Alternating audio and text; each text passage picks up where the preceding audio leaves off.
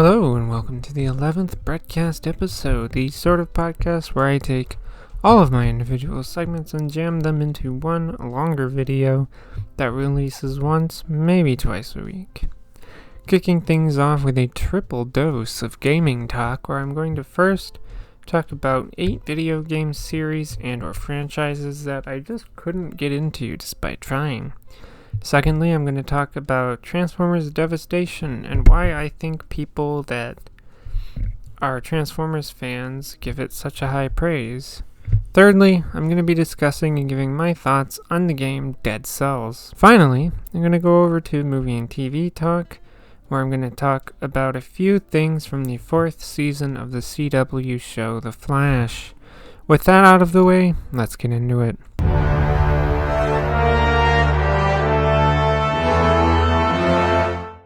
Hello, and welcome to the first part of the Gaming Talk segment. In this part, I'm going to be listing and talking about 8 game series or franchise that I have tried to get into, but just never were able to. This is in no particular order, so let's just get into this. The first one that comes to mind for me is the Assassin's Creed franchise. I remember completing Assassin's Creed 2 back on PS3, and I do own it on Steam, but I just never played much of it on PC. But I stopped after, I think it was Assassin's Creed Brotherhood, because that game just added a lot of mechanics I didn't enjoy that made it such a far departure from the simplicity of Assassin's Creed 2. And I've never played another Assassin's Creed game after that, because I kind of just lost interest in the series. The second that comes to mind is the Castlevania series. My actual first experience with Castlevania was through the anime on Netflix, but I stopped watching that after the second season because the end of that season had some things I found very unnecessary and gross. But watching the anime for the time I did got me mildly interested in the games, which led to my first game experience being Lords of Shadow. But I can't get past the Titan in the beginning of Chapter 2, and I hate it, and fuck that game. But it's been, my only other Castlevania experience, full Castlevania experience, was the DS game Dawn of Sorrow. A friend suggested it to me, so I downloaded a ROM of it, and I hated it. I had no idea what I was doing, nor was there anything in the realm of the tutorial, and once I died, it made me just kind of start over, which I'm like, no. So I gave up on that quickly. The closest thing I'm ever going to come to is the Return to Castlevania DLC in Dead Cells. The third that comes to my mind here is the Ninja Gaiden series. My first encounter with it being through the Master Collection that I got on sale via Steam. I played most of the first game in that collection, Ninja Gaiden Sigma, up to Chapter 12, and then I gave up on it. Tried multiple times to finish it, I really did, but Chapter 12 was my breaking point. My full discussion in details on exactly why that was is in the previous episode, so I'm not going to repeat it here. But I do not plan on playing Sigma 2 or Ninja Gaiden 3 because I don't care at this point. It's just going to be more of the same. Fourth that comes to mind is the Need for Speed series. There are honestly very few racing games that I like, with my tops being Forza, Horizon 4 and 5, and honestly Mario Kart. It's a racing game. I've tried my hand with Need for Speed games like Need for Speed 2015, Most Wanted 2012, and Need for Speed Heat, and it never does it for me. They're not bad, but they just don't do as much as like Forza Horizon 4 and 5 do for me. The closest one was Need for Speed 2015, but that one has some aspects to it. Fifth one that comes to mind is the Witcher series. I was torn when I first tried the first game, because the story gripped me enough to keep me interested for about 10 hours, but the god-awful combat is what broke me, so I never finished it. I eventually tried the second one, but I had issues with that game like right at the beginning of the game that just turned me off of it. I may eventually try The Witcher 3, but I'm not rushing right out to do that. Now, for the sixth one, I'm going to be grouping 2 games together. here because they're both MMOs, so this is the MMO section. And those two games are Star Wars The Old Republic and RuneScape. Now I'll admit that I did put about 30 hours into SWTOR because the story and the dialogue choices in that game are just so interesting and fun, but the combat is so boring, which is why I stopped playing it. As for RuneScape, I played about 5 hours and I stopped for many reasons. Level lock quests, no quest tracking of any kind, meaning I have to rely on outside sources to see important parts of a quest, like where am I going, and what am I doing, and what am I trying to go after. And the combat is somehow even more boring than the combat in SWTOR. I guess I'm just not a RuneScape fan, but at least I tried it. The seventh one, I'm also going to be grouping two games here under looter shooter live service games, and those are Destiny 2 and Warframe. Now, I never paid for any of the expansions in Destiny 2, because I don't care. The core gameplay loop didn't hook me. Couple that with the lack of weapon variety and lack of enemy variety, and I find that Destiny 2 is boring, and thus I don't feel compelled to buy the expansions. Yes, I did still play about 30 hours of it, but that's because I was kind of just doing strikes over and over. Warframe, though, I played for about 10 hours before having the same realization that while I didn't have to buy expansions, the game is just as repetitive as the missions are, and that's why I stopped playing it. A lot of wave defense, a lot of this and that. Like, every mission was the same. And I just did not feel compelled to go on. The eighth and the final one is the Final Fantasy series. I've tried many times and not been able to do it. I tried some of the Final Fantasy games on the DS via ROMs. I've tried Crisis Core, I think, on PSP through PSP emulator. Still didn't do it for me. That one was the closest, but it just still didn't. The DS one was turn-based combat, which you'd think I'd like because I play Pokemon games, but didn't like it in Final Fantasy. PSP one had a mixed combat system. I don't know how to describe it or really remember what it was at this point, but I didn't like it. But, now it's kind of funny to me that people are criticizing Final Fantasy 16 for having a more action-oriented combat system when it's the ideal Final Fantasy game for me would have that. And that's the kind of, if that game comes to PC and goes on sale, I'd be willing to try it because of the combat style. And that's something I've wanted for a long time, and I don't know why they waited this long to do it, Kingdom Hearts game do that, so. But that is my list, so time to move on to the next part.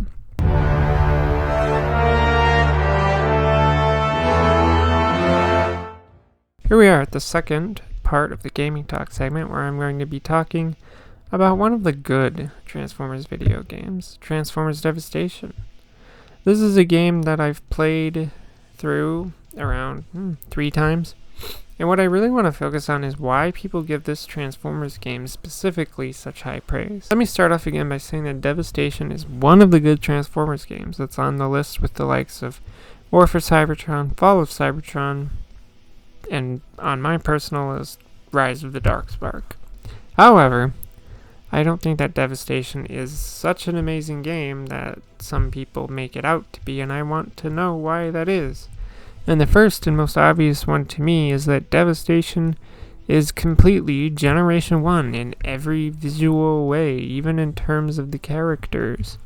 I'm pretty sure they got most, if not all, of the original voice actors to voice their characters for the game. To be honest, I think that's the main reason that a lot of people hold Devastation in such high regard, is because of the setting and the art style and the voice actors. It's all Generation 1, and that's fine, Does it kind of feed into the whole is there too much G1 in the Transformers franchise? Yes, but for me, can't give a game that high praise just on looks alone. Again, Devastation is a good game, but there's just no skill in playing it. All you have to do is mash the attack and dodge attack. All you have to really do is mash the attack button most of the time and dodge a few attacks from time to time, but other than that, there is very little skill required to play this game. If it was not tied to Transformers, I'd probably have lost interest in the game, much the way I did with Ninja Gaiden Sigma. Also, the limited number of playable characters is extremely low. There's only 5. I guess 7 if you include Goldbug and Nemesis Prime, but they're just reskins of Optimus and Bumblebee. This game is also incredibly short, which isn't helped by how fast-paced the game is. They also have a limited number of enemies too, which tends to bring fights to being reused. I mean, you fight Devastator like 3 times, once alongside Menasor. You also fight Megatron at least twice, and it's just a lot of fighting the same Decepticons over and over again. Ultimately, I believe that the only reason that people hold it in such high regard is its ties to G1. Is that bad? Not necessarily. I mean, I like the cel-shaded style, and that they brought back the original voice actors for the game.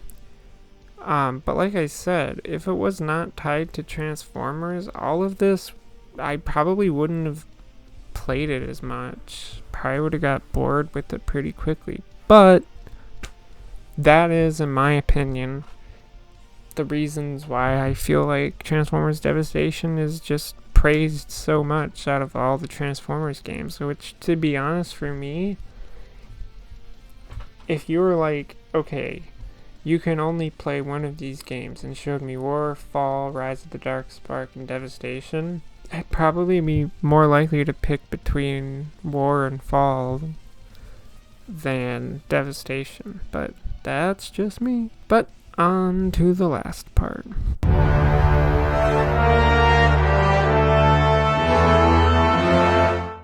And now we arrive at the final Gaming Talk segment. In this segment, I'm going to be discussing and giving my thoughts on the game that I recently finished, Dead Cells. Now, when I say finished, I mean that I've gone through all of the base game areas and DLC areas, and I'm just kind of going through the game at this point on higher difficulties with boss stem cells activated. Anyway, let's get into it. Dead Cells is not a game I thought I'd find myself playing, much less actually enjoying, because it's a roguelike, and I tend to stay away from those kinds of games. However, I took a chance and found something that I've come to enjoy. This is a game where you start in the starting area, the prisoner's quarters, and you start with the choice of basic weapons and a shield, and you just see how far you can go. There are multiple second biomes you can go to from the starting area, and you'll also pick up different scrolls to upgrade your attributes and other weapons that you'll pick up, and just other items in general that will help you get further. Plus, there are these like in-between areas between biomes where there's NPCs that will upgrade your gear, let you select a mutation, which you can have up to 3 active, but you can only select them 1 at a time. And you can also spend your cells on blueprints you find as you play. That's pretty much how the game is. You go through more biomes until you hit the throne room, and you dispatch the Hand of the King, gain your first boss stem cell, then you return to the starting area, you activate that first boss stem cell, and then you do it all again, so on and so forth. Of course, you'll probably die in there and get sent back to the starting area, and if you die enough times, there's an NPC that will give you something called aspects, which are supposed to make the game easier. But if you equip them, you will not be able to gain boss stem cells if you have an aspect active. For me, the combination of how good and satisfying the combat is, the very cool nature of the art style and graphics, and the purely amazing soundtrack just makes Dead Cells a very enjoyable game to play. I mean, they just go all out, you know? I don't really know how else to put it into words. I recommend playing this one. It's just such a fun game. The ground smash is amazing. I love the flying sword thing that just kills shit for me. And I really like the death scythe weapon because it makes the spirits of dead enemies just go explode other enemies. I love it. It's hard to talk about something I really like because it's something to be experienced. Dead Cells is a good and enjoyable game. And that's going to bring the Gaming Talk segment to a close.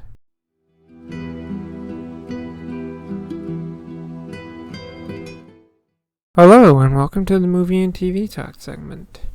Yes, I'm still watching Arrowverse stuff. It's going to take me a while to get through all of this because there's so much of it. But at this point, I am currently going to be starting Season 5 of The Flash, Season 7 of Arrow, Season 2 of Black Lightning, Season 4 of both Supergirl and Legends of Tomorrow. But what I want to focus specifically on here is the 4th season of The Flash, since I just finished it and there's a lot about it I'd like to discuss. There's going to be spoilers, so let's get into it. For those who may not remember, Season 4 of The Flash is the season where they deal with DeVoe as the main villain. Now for me, DeVoe is a bit of a refresh given that villains from previous seasons were just evil speedsters that all wanted to take Barry's speed from him. DeVoe's whole thing is something called the Enlightenment, in which he would use satellites in tandem with the 6 powers he'd collected from some metas that he had Barry create when he came out of the Speed Force at the start of the season. This Enlightenment would basically reboot the brains of everyone on the planet so that DeVoe could lead the planet, I guess. Now, I think that DeVoe isn't really that smart. He needs to capture like 10 people or so, and yet sometimes he just like waits for, if you ask me, really stupid moments to capture and take the powers of the metas he's after. This is a guy that has a super technologically advanced chair thing that can just teleport through pocket dimensions. DeVoe pretty much knows where all of these metas are as soon as they reveal themselves and would watch them through cameras and stuff too. I really don't see why DeVoe couldn't just teleport to each meta and take their power and then teleport away.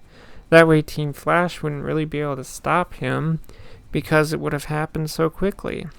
Another thing I find with DeVoe is the why that goes with his plan. Why does he want to reboot the minds of everyone on the planet? Why does DeVoe basically want to rule over everybody? Now, he himself said that he'd wipe everyone's mind so that he himself will be able to teach people. But it's like, what are you going to teach them? This is, in my opinion, something that leans into the episode where they give us the backstory of DeVoe and his wife, and it's like, this is why you are the way you are, or in the case of DeVoe, still the way you are, since his wife does leave him at one point. Anyway, we see that DeVoe is this guy who just really despises technology. But his future wife, not so much. She goes about using technology to change the world for the better, although that is until her little camp gets attacked and she almost dies, and then she decides that after this one incident that technology is also bad. So what is the point for DeVoe going through with this enlightenment? Is it to make people less dependent on technology? Like, I just feel like DeVoe's motivation for carrying on with this plan doesn't make a lot of sense and isn't really touched on during the season. Now let's get off of DeVoe for a moment and talk about Team Flash. I want to start by saying that I do not like Ralph Dibny at all, and I cannot wait for him to be off of the show, and it just I still have 2 seasons of this dipshit, but whatever. Anyway, yes, I don't like Ralph. Not only do most of his attempts at a comedy not stick, But the so-called lessons he has to learn usually revolves around him losing his confidence. And it's really annoying. All of Ralph is really annoying. Like, there's literally an entire episode where Barry decides to bench Ralph because Barry thinks that Ralph isn't taking things seriously. And then there's a quote-unquote deep moment that boils down to Ralph uses jokes to cope, and so on. Like, all of Ralph is just annoying. I hate it. I hate this character. Caitlin doesn't have that much to go on until, like, late into the season, where she basically can't become Killer Frost anymore. She tries things and tests, but it doesn't really go well, but she's not going to give up, so something might come of it in season 5. Cisco is mostly just his usual self of being vibe and also one of the really smart people on Team Flash. His little thing in season 4 doesn't happen till like mid to late, when Breacher, the father of Gypsy, who Gypsy is his, at the time, love interest, decides to retire from being Breacher, who is like this multiverse bounty hunter guy. And I say nothing comes of this until late in the season because it's like part of one episode where Cisco and Gypsy have a conversation where Cisco says that he wants more from their relationship, but she seems content with where their relationship is at. So they kind of just break things off. That's kind of it. Barry and Iris are really the central focus of the season. And not because Barry is the Flash, but also because his and Iris's relationship takes center stage in season 4. Barry is not that smart still in this season, in the sense of a lot of things. Like, he still stops and talks to villains way too much instead of just, throw the cuffs on them. Because Barry still also reacts to things slowly, and sometimes it's at the worst time too. I also still find it weird that Barry and Iris are lovers, since they're basically siblings, but apparently I'm the only one who thinks that. Season 4 is also the season where the two of them get married and move in with each other, because again, that's totally not weird. I also hate it every time that Iris says, "We are the Flash," and I would just wish she would stop saying that. Then there is Cecile, who gets pregnant and acquires the ability to read other people's thoughts, but when she does have the baby at the end of the season, she then loses her powers, and she makes a big fuss about it because she was using them to kind of just know what her baby's needs are, but it's like really annoying just how much of a big deal in like one of the last episodes. She's just like, "Oh my god, I'm losing my powers," like every 5 seconds. Yes, you're gonna have to raise your baby like a normal person, Cecile. It's not the end of the world. I don't know. Season 4 has improved some areas over Season 3, but also does a lot of the same annoying things from past seasons, and some not great choices in it, like Ralph. Ralph is a not great choice, and I wish he would go away. And I hope Season 5 gets better, but from what I've heard from other people, that Season 4 is like the last good season of The Flash, so I have my doubts that anything will truly get better, but that's going to end the movie and TV talk segment. And that's also going to bring the 11th BrettCast episode to a close. If you have any questions or comments, feel free to leave them in the comment section down below, and I may answer a question or discuss a comment in a future episode. That's all I have to say, so if you like this kind of content, feel free to subscribe. Thank you for listening, and goodbye.